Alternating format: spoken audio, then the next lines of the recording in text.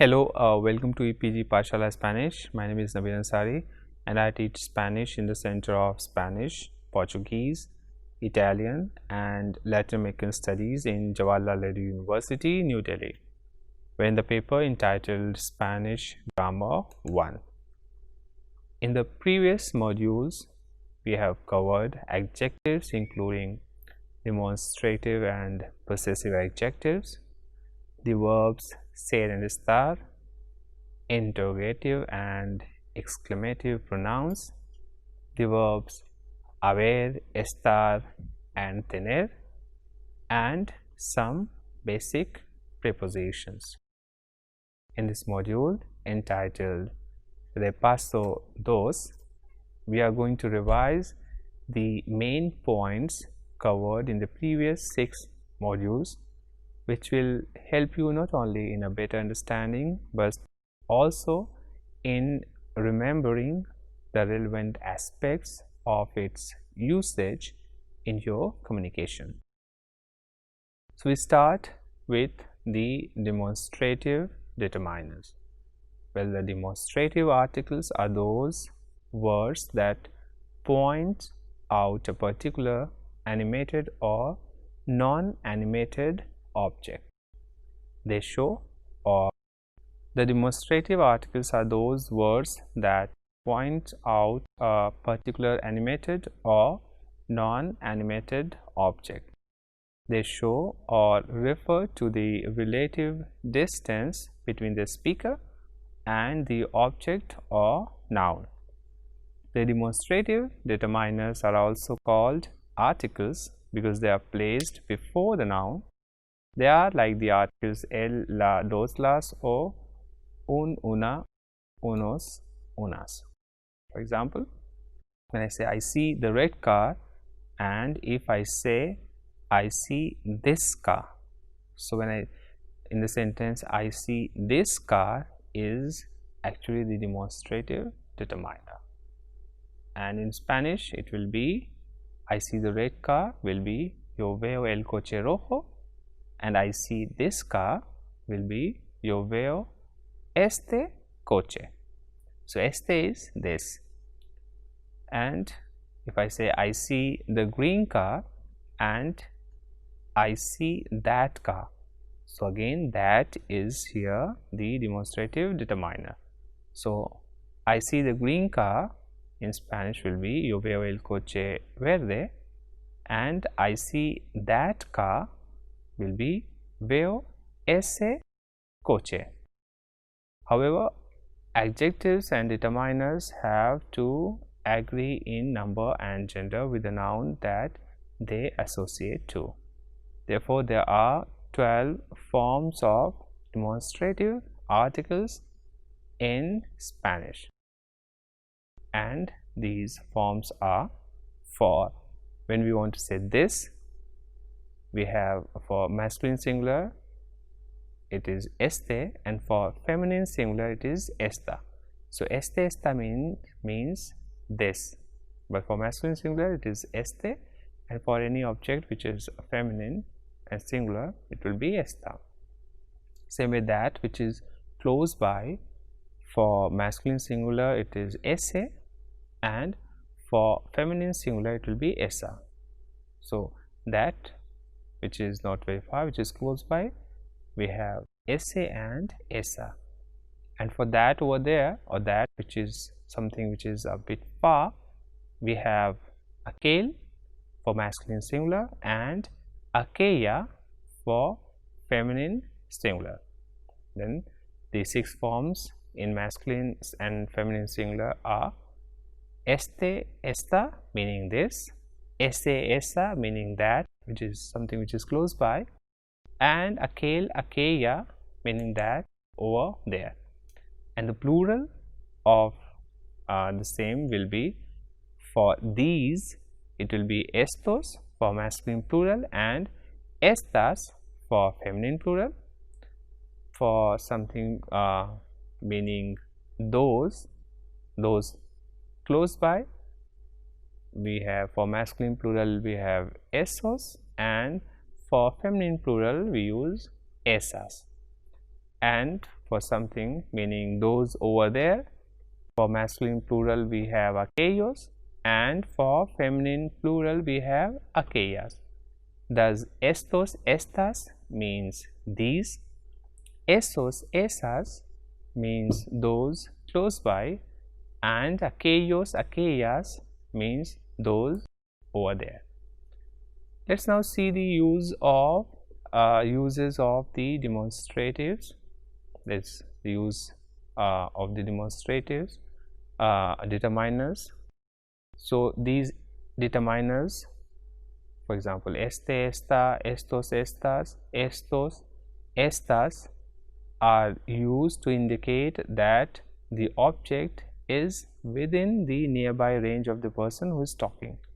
So este, esta, estos, estas is used when the object is near from the person who is talking.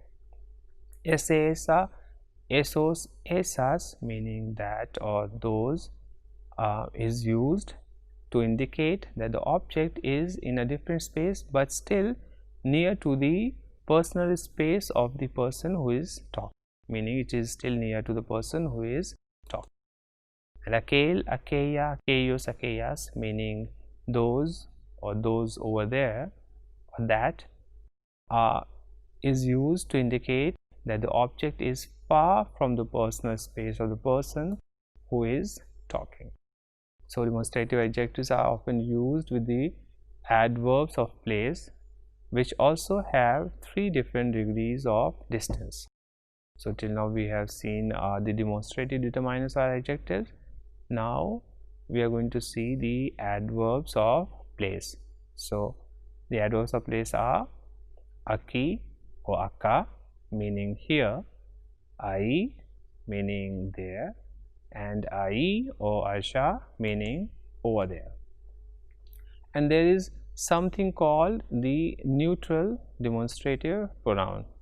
The neutral demonstrative pronoun esto, eso and aquello is used when we don't know the name of an object or the name of the object doesn't matter.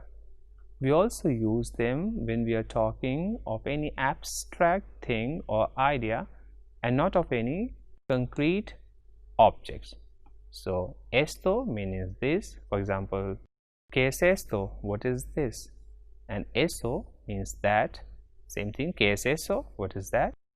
And aquello, if something is quite far, means that over there. And these are neutral demonstrative pronouns, meaning this, that, or that over there. Now from demonstrative determiners, now we come to the possessive determiners, meaning possessive adjectives. So we use possessive determiners to talk about the possessed thing or the person who owns something. For example, your family members, your friends, your pets, or the things you own, etc. They are similar to English language, but there are some differences in their forms, and these possessive determiners are my, your, his, her, their, our, or theirs. So the possessive adjectives, when they are placed before the noun, are me, meaning my. Me is the same for both masculine singular as well as feminine singular, and me's, which also means my, and me's is also same for plural, masculine plural and feminine plural. So in singular it is me, and in plural it is me's, meaning my. And same way, tu is in singular and tus is in plural, meaning your informal. And su is in singular and sus in plural, meaning his, her, their, or your formal. Nuestro, nuestra and nuestros, nuestras means our. So nuestro is masculine singular, nuestra is feminine singular, and nuestros is used for masculine plural and nuestras is used for feminine plural. Same way, like nuestro, nuestra, we have vuestro, vuestra, vuestros, vuestras, meaning your, informal, plural, and we add the for theirs or your, formal, the possessive adjectives are su and sus. So su for plural but masculine, and su, and also for feminine, and sus is the su is su is for singular masculine and feminine, and sus is for plural masculine and feminine, meaning theirs or your, formal. Now, apart from these, in every language there are certain words that are used to describe and specify people, animals, and things. These simple words are called adjectives, and they are normally associated with qualities and properties. A qualifying adjective or adjetivo calificativo is a word that is used to make a noun more vivid by stating the properties of that noun. In other words, an adjective is something that describes the qualities of a noun and adds additional information about the noun. For example, un chico guapo, meaning a handsome boy. So, how is the boy? The boy is handsome or guapo. Same way, una actriz famosa. Una actriz famosa means a famous actress. And how is the actress? ¿Cómo es la actriz? Es famosa. Famosa meaning famous. And another example, un libro interesante, meaning an interesting book. Thus, ¿cómo es el libro? How is the book? Es interesante, meaning it is interesting. So, the adjectives in these examples are handsome, famous, and interesting. Thus, in Spanish, adjectives change according to nouns, gender, and number. They become either masculine or feminine adjectives depending on whether the object we are describing is feminine or masculine in gender. They also change according to number. For instance, if the noun is a singular entity, the adjective will be singular as well. Now let's first see how we form the feminine adjectives from the masculine adjectives, which is the basic form. So most adjectives in Spanish ends with o for the masculine form, and they are made feminine by removing the o and adding an a to them. For example, guapo means handsome, but which ends with o. So for feminine, we remove the o and it becomes guapa, meaning pretty. Same way, vago or flojo means lazy in masculine, and in order to make it feminine, so that we can use this adjective for a feminine, we remove the o and it becomes vaga o floja. And same way, bonito means beautiful, and bonita is the feminine form of the adjective bonito. And sucio becomes sucia in feminine, meaning dirty. So we remove the o of the adjectives and add a to make it feminine. Now adjectives that end with or make their feminine by adding r to the meaning. So some adjectives which ends with or are, for example, trabajador. So in order to make it feminine, just add a and it becomes trabajadora, meaning hardworking. Same way, hablador meaning talkative, and in order to make it the feminine, just add a and becomes habladora. And acogedor meaning warm for a place, and in order to make it feminine, add a and becomes acogedora. Now adjectives that end with on or an are also made feminine by adding a to them. So the ending on or an is commonly used for insults since it means too much. So for example, comilon is glutton or big eater, and for feminine it is comilona.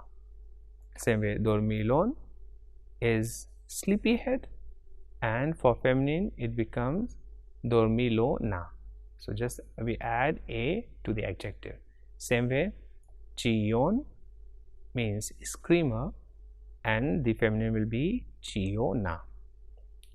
And now other adjectives in Spanish which ends with consonant, that is es, become feminine by substitute when we substitute es with esa. Now this is frequently used with nationalities. For example, Français, the adjective Français meaning French ending with es becomes francesa in feminine. Same way, Portuguese becomes portuguesa meaning Portuguese. Now there are another category of adjectives that do not change, which means that remains same for both masculine or for feminine. They remain the same for both genders. However, the way to decide if they are to be used with the masculine or feminine form is the article el or la. Let's see a list of all those adjectives. So adjectives ending with e, for example, grande, that is el grande, la grande means big, or amable or agradable. These adjectives ending with e are invariable, meaning it will not change for both masculine as well as feminine. Same way, adjectives ending with ista, that is egoísta meaning selfish, idealista meaning idealist, and socialista meaning socialist. Adjectives ending with ista like egoísta meaning selfish, idealista meaning idealist, and socialista meaning socialist. So these adjectives which ends with ista remain same for both masculine as well as for feminine gender. Now there are adjectives which ends with accented and stressed vowels. Normally I with accent and u with accent do not change either for the feminine or for the masculine form. For example, Hindu remains same for both gender meaning Hindu. Israeli remains same for both gender meaning Israeli. Pakistani also remains same for both gender meaning Pakistani, and Irani also is the same for both gender meaning Irani. So these adjectives, the nationalities ending with I with accent and u with accent will also not change for either of the gender. Apart from these, the adjectives ending with all other consonants which are different from R or S. For example, fácil ending with L remains same for both gender meaning easy, and joven meaning young also does not change. So adjectives ending with all other consonants except R or S will also not change. And there are also adjectives that are originally ending in A. For example, naranja or rosa, naranja meaning orange and rosa meaning pink.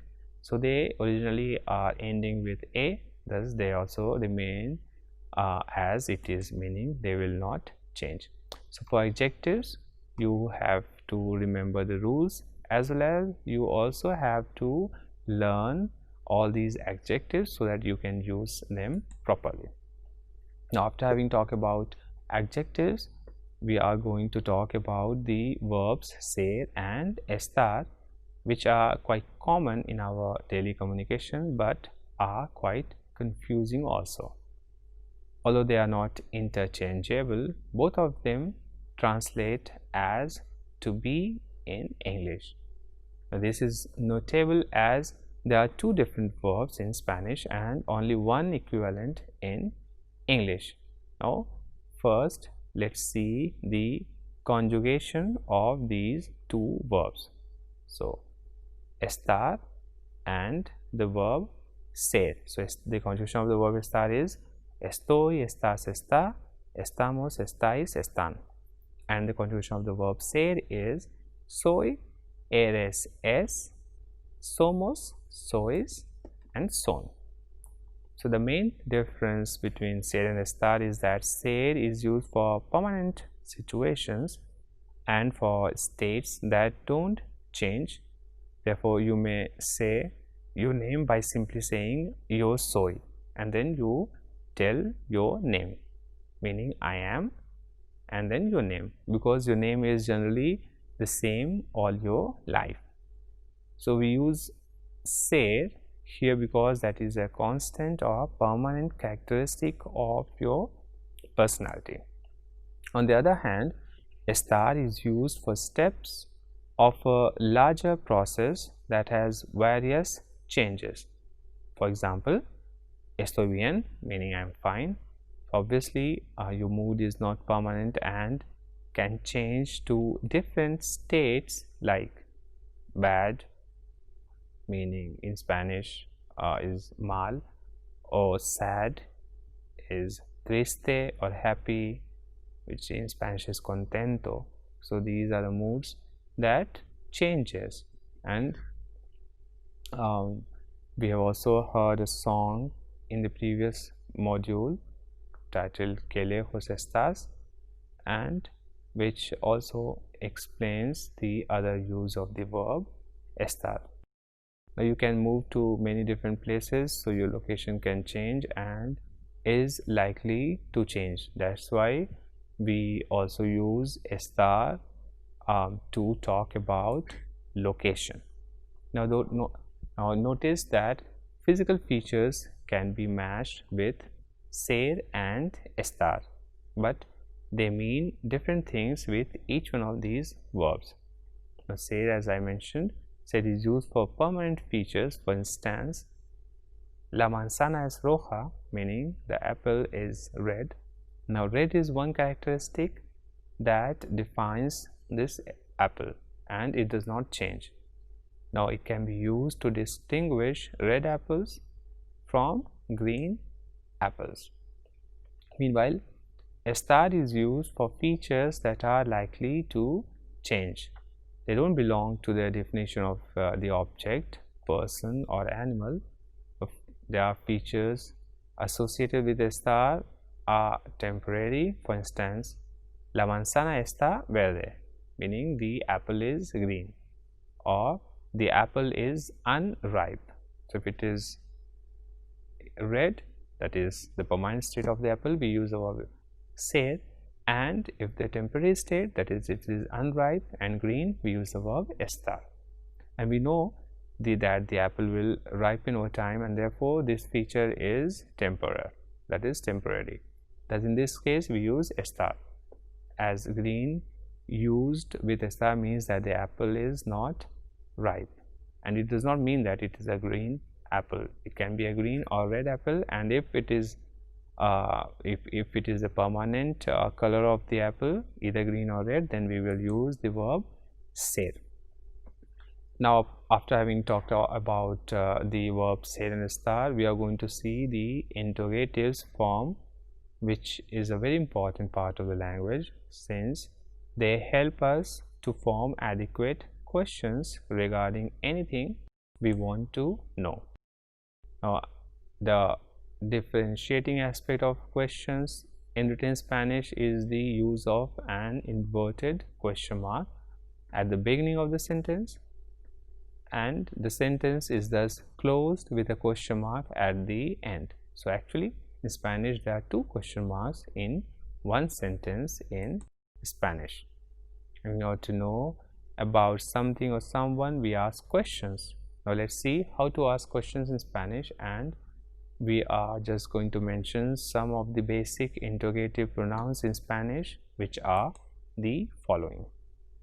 Que means what, cuál means which, cuándo means when, dónde means where, quién means who, cómo means how, and cuánto means how much. So these were some of the basic interrogatives of Spanish language. So there are verbs like haber, estar, and tener, and these are a category of irregular verbs which have multiple functions. Now let's see their uses one by one. I is used to identify objects, people, or places in a particular space. For example, hay unos museos muy importantes, meaning there are some very important museums. Hay mucha gente y mucho tráfico, meaning there are many people and a lot of traffic. Hay una industria de cine muy importante, meaning there is a very important cinema industry. And hay algunas universidades buenas, meaning there are some good universities. These are some examples with the verb I, with the verb haber, and the form was I, meaning there is and there are. And estar is a verb which we have already studied, and also we have revised. And you know that the verb estar is used for stating the temporary qualities as well as for a location of an object. For example, if we say where is India, and the answer is India is in Asia. So this where is India, that is donde está India, and India is in Asia. In Spanish would be la India está en Asia. So the estar verb is the equivalent of the verb to be in English and in this context, but used only for giving locations.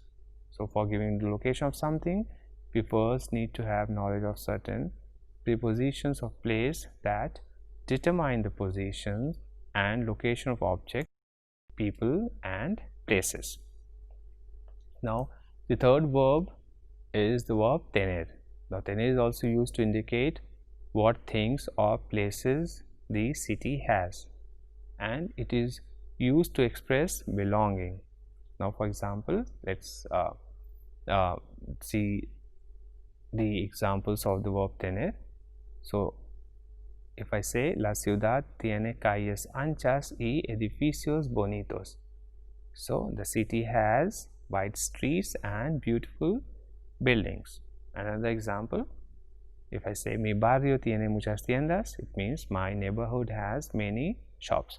So the verb tener means to have or has. Now in short, I is used for existence. Like for example, in Madrid hay muchos bares, meaning in Madrid there are many bars. Estar is used for location, meaning for example, los bares están en Madrid, meaning the bars are in Madrid. And tener is used for possession. For example, Madrid tiene muchos bares, meaning Madrid has many bars. So we are going to talk about the prepositions. So prepositions in Spanish are very similar to the one in English. They are used in the same way as in English. So there are some verbs that are immediately followed by these prepositions to make sense. Now the most common Spanish prepositions are a, de, en, or a, de, con, and en. A means at, de is of or from, con is with, and en means in. Now there are other prepositions of place which are always used with the verb estar, as these prepositions denote location, and these are dentro de, enfrente o delante de, encima de, al lado de, cerca de, junto a, debajo de, entre, detrás de, a la derecha de, y a la izquierda de.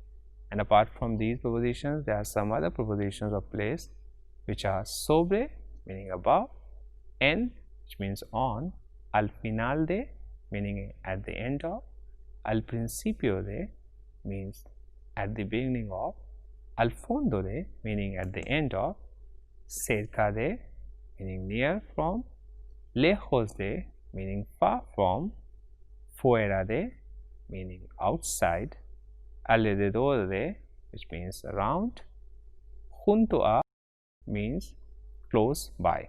Now these were the relevant aspects covered in the previous modules in detail, but in this module we have simply revised the important aspects which we have already covered.